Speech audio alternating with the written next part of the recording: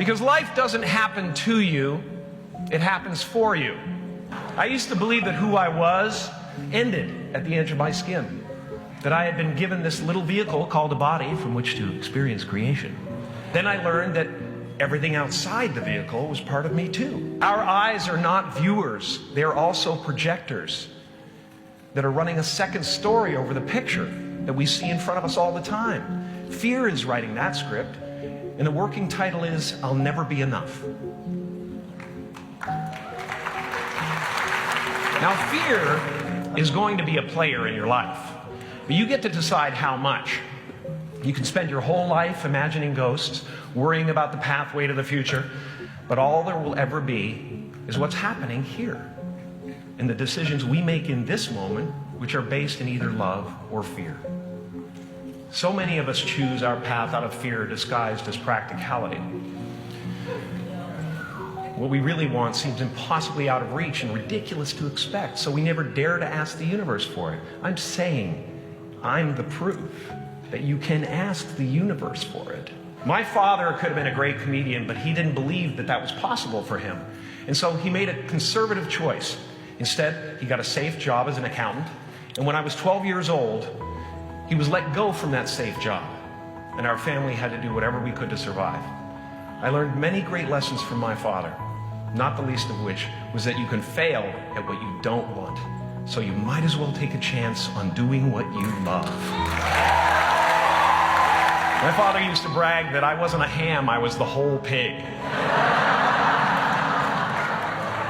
And he treated my talent as if it was his second chance. When I was about 28, after a decade as a professional comedian, I realized one night in LA that the purpose of my life had always been to free people from concern. How will you serve the world? What do they need that your talent can provide? That's all you have to figure out. As someone who's done what you're about to go and do, I can tell you from experience, the effect you have on others is the most valuable currency there is. Because everything you gain in life will rot and fall apart, and all that will be left of you is what was in your heart. My choosing to free people from concern got me to the top of a mountain. Look where I am. Look what I get to do. I am at the top of the mountain, and I was, and the only one I hadn't freed was myself. And that's when my search for identity deepened. I wondered who I'd be without my fame. Your need for acceptance can make you invisible in this world. Don't let anything stand in the way of the light that shines through this form. Risk being seen in all of your glory. I've often said that I wished people could realize all their dreams and wealth and fame, and so that they could see that it's not where you're going to find your sense of completion. Like many of you, I was concerned about going out into the world and doing something bigger than myself, until someone smarter than myself made me realize that there is nothing bigger than myself. And when I say life doesn't happen to you, it happens for you, I really don't know if that's true.